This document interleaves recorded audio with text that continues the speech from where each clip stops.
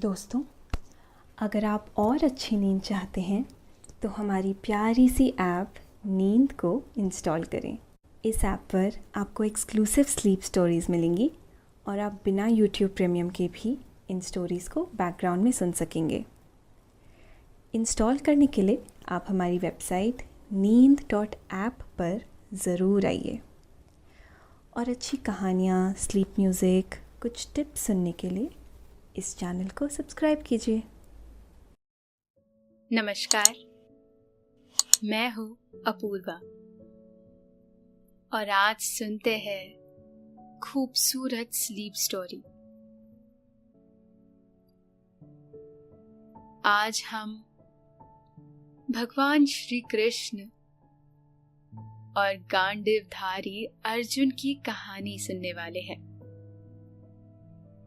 इस कहानी में हम हमारे मन को साफ कैसे करें और उसे सकारात्मक कैसे बनाएं, ये जानेंगे। भगवान श्री कृष्ण के अमृत तुल्य ज्ञान को ग्रहण करेंगे। हम किस तरह अपने जीवन को सुंदर बना सकते हैं, ये आज हम सीखेंगे। तो चलिए भगवान श्री कृष्ण और अर्जुन के साथ इस मार्ग पर। लेकिन पहले आप अपने आसपास की सारी लाइट्स ऑफ करके आराम से लेट जाए। अपनी आंखें धीरे से बंद कर लीजिए। अब थोड़ा सा अपने शरीर को आराम दीजिए। थोड़ा और आराम। अपने शरीर को बिल्कुल ढीला छोड़ दीजिए। कोई टेंशन नहीं, कोई तनाव नहीं। अपने दिमाग में चल रहे सभी विचारों को, चिंताओं को त्याग दे। एक शांति सी महसूस करें। सब नेगेटिव, पॉजिटिव विचारों को धीरे धीरे निकाल दे। हाथों को सीधा करके अपनी कमर के साइड में रख लीजिए। अपनी सांस पर ध्यान लगाएं। इसको धीमे या तेज नहीं करना है। बस ध्यान देना है कि कैसे वो आपकी नाक, गले में होते हुए आपके अंदर प्रवेश कर रही है और कैसे वो आपके गले और नाक के माध्यम से वापस बाहर निकल रही है। मन शांत, एकदम शांत होता जा रहा है। आप बहुत अच्छा महसूस कर रहे हैं। खुद को काफी हल्का फील कर रहे हैं। सब तरफ शांति ही शांति है, सुकून है, खामोशी है। एक बार अर्जुन अपने प्रिय मित्र, अपने सखा भगवान श्री कृष्ण से मिलने द्वारका गए। अर्जुन उनसे मिलने आया है, ये सुनकर श्री कृष्ण बहुत प्रसन्न हुए। दोनों ने मिलते ही एक दूसरे को आलिंगन दिया। कई दिनों बाद दो मित्र एक दूसरे से मिल रहे थे। मिलने की खुशी दोनों के मुखमंडल पर साफ दिखाई दे रही थी। चौसर खेलते हुए खूब सारी बातें हुई। बातों बातों में रात्रि हुई और रात्रि का भोजन करके वो दोनों द्वारका के समुद्र किनारे पर घूमने के लिए प्रस्थान कर गए। चलते चलते भगवान और अर्जुन के बीच बातचीत हो रही थी। रात्रि का समय था। पूर्णिमा का चांद आसमान में पूरा खिला हुआ है।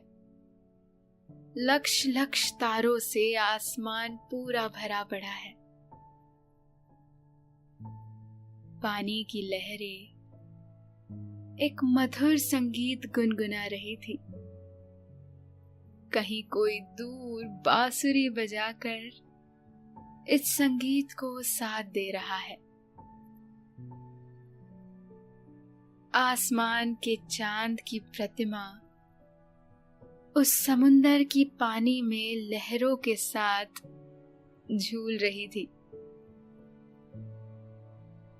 तारों ने अपने अपने प्रतिबिंब को उस पानी पर बना दिया था। समुंदर ने मानो अपना दूसरा आसमान बना लिया था। लहरों को छूकर आई हुई हवा एक सुखद सी ठंडाई प्रदान कर रही है। आसमान के तारों को चढ़ाते हुए जुगनू हर तरफ अपनी इच्छा से मंडरा रहे हैं। हवा में रात रानी के फूलों की महक समाई है, जो हर किसी को अपने सुगंध के जादू से मोहित कर रही है। गीली रेत पर नंगे पैरों से चलना शरीर को एक सुखद एहसास का अनुभव दे रहा है। इस सुंदर सी जगह पर श्री कृष्ण का साथ मानो इन सबको लाखों गुना अद्भुत बना रहा था। किसी कवि की या किसी लेखक की कल्पना से भी सुंदर ये दृश्य देखकर कोई भी सम्मोहित हो जाएगा। ऐसे ही रात्रि का आनंद लेते हुए दोनों मित्र चलते हुए बात कर रहे थे। तभी अर्जुन ने रात्रि का वर्णन करते हुए कहा, हे कान्हा, इतनी सुंदर रात्रि और आपका साथ, ये किसी अमृत से कम नहीं है। कितनी सुंदर रात्रि है। कोई भी इस रात्रि के प्रेम में पड़ जाएगा। अर्जुन की ये बात सुनकर श्री कृष्ण ने अपनी मनमोहक मुस्कुराहट देते हुए कहा, पार्थ, सुंदरता रात्रि में नहीं बल्कि तुम्हारी आंखों में है। तुम्हारा मन सुंदर है पार्थ, इसलिए तुम्हें ये रात्रि सुंदर प्रतीत हो रही है। श्री कृष्ण की ये बात सुनकर अर्जुन ने कहा, ये कैसे संभव है कान्हा? इतनी सुंदर रात्रि हर किसी के लिए ऐसी ही होगी। ये सुनकर श्री कृष्ण मंद मंद मुस्कुराते हुए बोले, इस जगह आने से पहले तुम्हारा किसी से झगड़ा हुआ होता और फिर तुम यहाँ पर आते तो तुम्हें ये रात्रि कैसे प्रतीत होती? भगवान की ये बात सुनकर अर्जुन ने सोचकर कहा, कान्हा, रात्रि तो उतनी ही सुंदर होती पर मैं उसका आनंद नहीं ले पाता। अर्जुन को समझाते हुए श्री कृष्ण बोले, समझ लो पार्थ, एक प्रेमी अपनी प्रेमिका से दूर है और वो इस जगह पर घूम रहा है, तब उसे ये रात्रि कैसे प्रतीत होगी? भगवान श्री कृष्ण की ये बात सुनकर अर्जुन ने फिर से कहा, उसे ये रात्रि बिल्कुल न भाती। इस रात्रि के कारण उसे अपने प्रियजन की अधिक याद आती और उसे विरह की यातना होती। अपना ही जवाब सुनकर अर्जुन को समझ आया कि सुंदरता यदि है तो अपने ही आंखों में है। तब श्री कृष्ण ने कहा, एक माता है जिसका पुत्र कहीं पे खो गया है और वो इस रात्रि में उसे ढूंढ रही हो, तो उसे ये रात्रि कैसी लगेगी? सवाल का जवाब देते हुए अर्जुन बोले, इस रात्रि के अंधकार पर उसे गुस्सा आएगा। अपने पुत्र की चिंता में वो इस रात्रि को कोसेगी। उसके पुत्र का लापता और असुरक्षित होने के कारण उसके मन में भय होगा। उस वजह से उसे सब बिल्कुल भी अच्छा नहीं लगेगा। जवाब सुनकर श्री कृष्ण बोले, इन दोनों परिस्थितियों में रात्रि वही है, जगह भी वही होगी। कुछ बदला होगा तो लोग और उनकी परिस्थितियां। हम किसी को कैसे देखते हैं और तब हमारा मन कैसा है, इस पर उसकी सुंदरता है। तुम्हारा मन सुंदर है तो तुम्हें खराब से खराब और बुरे से भी बुरी चीज सुंदर लगेगी। अगर मन ही स्थिर और सकारात्मक नहीं होगा तो तुम्हें जगत की सबसे सुंदर चीज में भी गलतियां और बदसूरती नजर आएगी। भगवान श्री कृष्ण की ये बात सुनकर अर्जुन उस पर विचार करने लगे। अर्जुन को समझ आया कि हर चीज हर किसी के लिए अलग होगी। वो उसे किस नजर से देखता है, इस पर उस चीज की खूबसूरती होगी। इस सारे जगत में हर एक चीज, जीव जंतु भगवान ने खुद बनाए हैं, तो भला किसी में कोई खराबी कैसे होगी? सुंदरता तो मन पर निर्भर है। जिसका मन नकारात्मक विचारों से भरा है, उसके लिए तो हर किसी में खराबी है। किसी का मन सकारात्मक है, जिसके विचार अच्छे हैं, उसके लिए ये सारा जगत ही सुंदर है। बुरी से बुरी चीज में वो अच्छाई ढूंढ ही लेता है। अब रात्रि का मध्य प्रहर आ गया था। दो मित्र रेत पर चलते हुए रात्रि का आनंद ले रहे थे। अपने मन में श्री कृष्ण की बातों पर विचार करते हुए अर्जुन ने उत्सुकता और ज्ञान पाने की आशा में भगवान श्री कृष्ण से एक सवाल पूछा। दोस्तों, अब से आप आपकी मनचाही दादी और नानी की कहानियों से प्यारी नींद की कहानियां सिर्फ और सिर्फ नींद ऐप पर ही सुन पाएंगे। तो इसी तरह हमारे साथ कहानियों के जरिए जुड़े रहने के लिए आपकी अपनी नींद ऐप इंस्टॉल करें। कान्हा, हर चीज की सुंदरता अपने ही मन में है, तो क्यों हर कोई उसे नहीं देख पाता? हर चीज की सुंदरता को देख पाने के लिए क्या करना होगा कान्हा? इस पर श्री कृष्ण एक गहरी सांस लेते हुए कहते हैं, पार्थ, ये बहुत कठिन है। इसे पाने के लिए मन पवित्र होना जरूरी होता है। कान्हा की बात सुनकर अर्जुन की उत्सुकता और ज्यादा बढ़ी। श्री कृष्ण से और जानने के लिए अर्जुन ने कहा, कान्हा मुझे बताओ तो सही, मैं उसे पाने की कोशिश तो कर सकूं। ये सुनकर भगवान ने कहा, तो सुनो पार्थ, एक नवजात शिशु है जिसका मन साफ है, जो गंगा नदी के जल की तरह पवित्र है। उसके लिए तो हर चीज उतनी ही सुंदर है।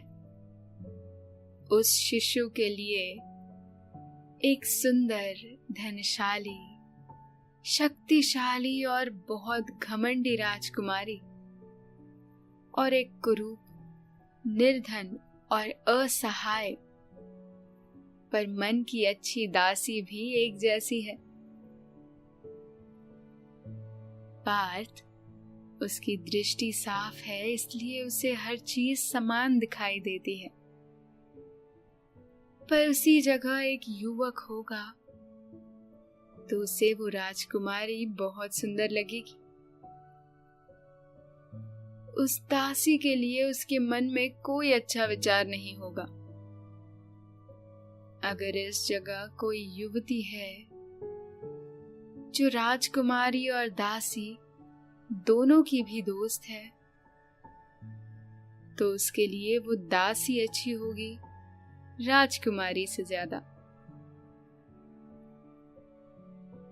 इन तीनों में बालक के लिए ये समान है,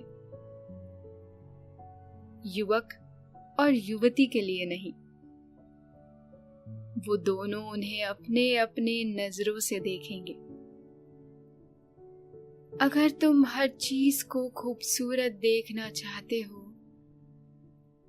तो तुम्हें अपना मन उस बालक या किसी साधु की तरह बनाना होगा। ये सुनकर अर्जुन चिंतन में पड़ गए। चलते हुए श्री कृष्ण की नजर एक घायल खरगोश पर पड़ी। भगवान श्री कृष्ण ने अपने शेले को फाड़कर उस घायल खरगोश के घाव को बांधकर उसे अपने हाथों में लेकर प्यार से सहलाने लगे। विचारों में खोए हुए अर्जुन श्री कृष्ण को देखते रहे। अर्जुन थोड़ी देर शांत बैठकर कुछ सोचकर फिर से भगवान श्री कृष्ण से बोले, कान्हा, ये तो संभव नहीं है कि हर कोई अपने मन को नवजात शिशु या किसी तपस्वी साधु की तरह बना सकता है। ये सुनकर भगवान बोले, तुम्हारे मन में जो भी चल रहा है उसे विस्तार से बोल दो। ये सुनकर एक लंबी सांस लेते हुए अर्जुन बोले, कान्हा, तुम तो हर चीज में सुंदरता ढूंढ लेते हो। परिस्थितियां कितनी भी कठिन हो, तुम उसे सहज बना लेते हो। तुम ये सब कैसे कर लेते हो? हर मनुष्य के लिए ये संभव नहीं हो सकता क्या? अर्जुन को अपनी एक उंगली से इशारा करके एक चमकता जुगनू दिखाकर श्री कृष्ण बोले, उस जुगनू को देखो पार्थ। उसके शरीर के अंदर क्या है पार्थ? अर्जुन ने जुगनू की तरफ देखा और कुछ विचार करके कहा, उसके अंदर उसका अंतर शरीर है। श्री कृष्ण एक गंभीर आवाज में बोले, नहीं पार्थ, उसके अंदर उसकी आत्मा है। आत्मा जो कि साक्षात परब्रह्म होती है। इसका मतलब उसके अंदर साक्षात परब्रह्म निवास करते हैं। इस जगह को देखो, उड़ते हुए इन जुगनुओं में, तैरती हुई इन मछलियों में, इन स्थिर खड़े पेड़ों में और पौधों में, और तुम में भी पार्थ, उस परब्रह्म का निवास है। अब बोलो पार्थ, क्या दिखाई दे रहा है तुम्हें? ये बात सुनकर अर्जुन किसी गहरी चिंतन में डूब गए। अपनी चारों ओर देखकर और कुछ विचार करके बोले, कान्हा, मुझे तो सब तरफ उस महाशक्ति, उस परब्रह्म के ही प्रतीक दिख रहे हैं। श्री कृष्ण ने अर्जुन के कंधे पर अपना हाथ रखकर मुस्कुराकर कहा, यही सत्य है पार्थ। ये सारा जगत उसी परब्रह्म का स्वरूप है। मैं, तुम, हर कोई उसी महान शक्ति का एक रूप है। जिसे इसका ज्ञान है, वो अपनी आंखों से सारे जगत को एक ही रूप में देख पाता है। अपने मन के अंदर भी उसे परब्रह्म दिखाई देता है। जिसे ये सत्य समझ जाता है, वो जगत की मोह माया से निकलकर उस परमात्मा में विलीन हो सकता है। अब हवा कुछ ज्यादा तेजी से चल रही थी। वहां पड़ी लकड़ियों को इकट्ठा करके उनसे आग जलाकर भगवान श्री कृष्ण उसके पास बैठ गए।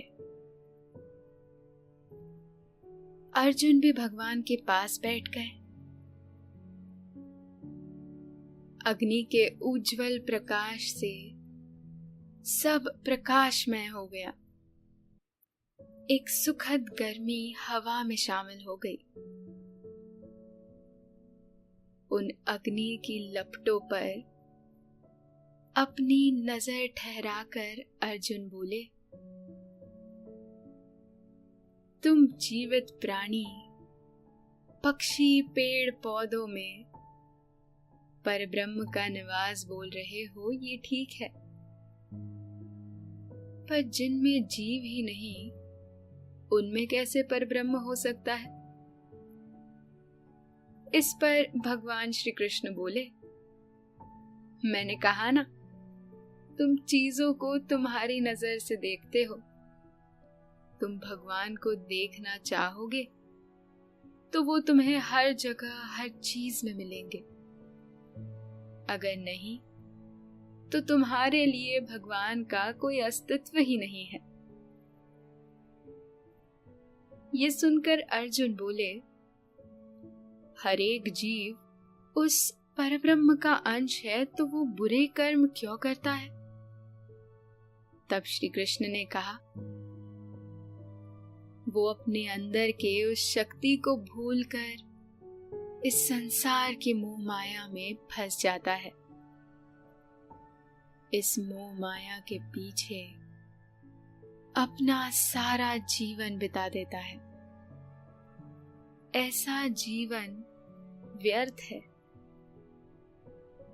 आत्मा परब्रह्म है, उसमें सारा विश्व समाया हुआ है।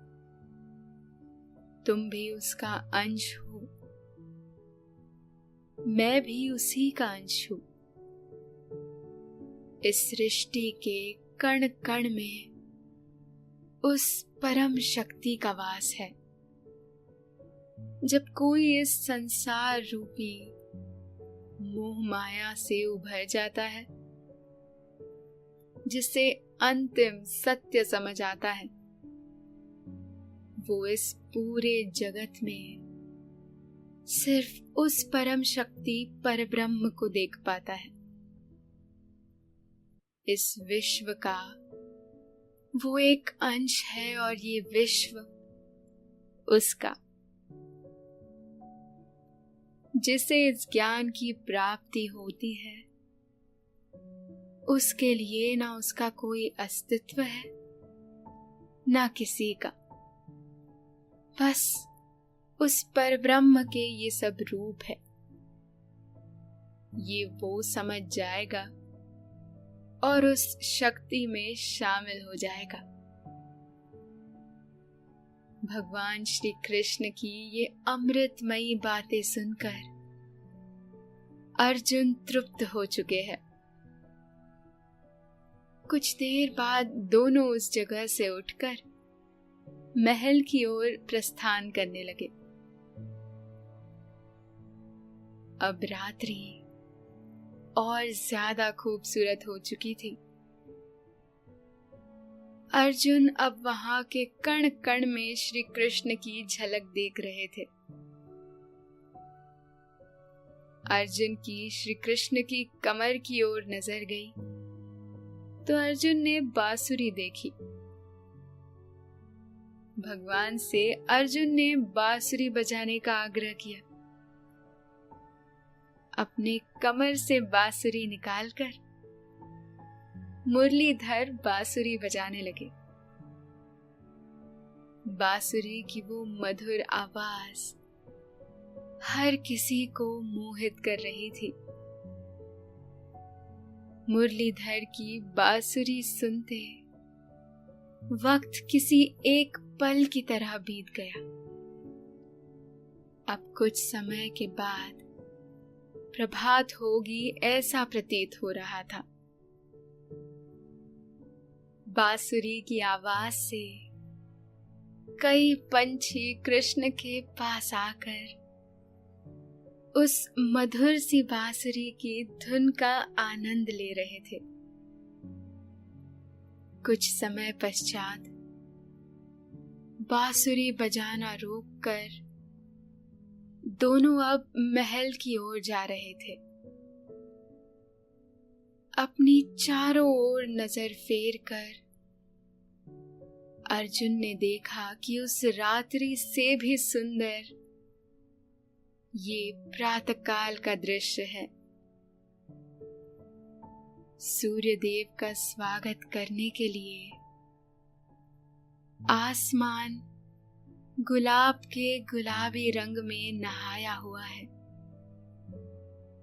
उसका पानी में पड़ने वाला प्रतिबिंब उस जल को भी उतना ही सुंदर गुलाबी बना रहा है। मोगरा, जूही जैसे कई फूलों की खुशबू से सारी हवा महक उठी थी। पंछी मधुर स्वर में गीत गाकर सबको जगा रहे थे। रात्रि से भी कई गुना सुंदर ये दृश्य देखकर अर्जुन मन ही मन मुस्कुरा रहे थे। अर्जुन को देख श्री कृष्ण बोले, पार्थ, अपनी मुस्कुराहट का कारण नहीं बताओगे? तब अर्जुन श्री कृष्ण के मुख की ओर बड़े प्यार से देखकर बोले, कान्हा, मुझे अब सारी तरफ तुम ही तुम दिखाई दे रहे हो। ये बात सुनकर श्री कृष्ण बोले, क्योंकि तुम्हारे हृदय में मैं हूं पार्थ। अपने साथ एक मित्र के रूप में मुस्कुराते हुए चल रहे उस परम शक्ति परमात्मा परब्रह्म को नमन करते हुए अर्जुन श्री कृष्ण के साथ महल की ओर प्रस्थान करने लगे। अब अर्जुन को वो दृष्टि मिल गई थी जो हर चीज को सुंदर बना सकती थी। तो दोस्तों, ये थी आज की कहानी। आज की कहानी से हम कई सारी बातें सीख सकते हैं और हमारे जीवन में अच्छे बदलाव कर सकते हैं। आशा है आपको कहानी पसंद आई होगी। आपने ये कहानी सुनी, अब आपको अच्छा लग रहा है और समय हो गया है आपके सोने का। अब आप धीरे धीरे और नींद आपको अपनी आगोश में समाती जा रही है, समाती जा रही है।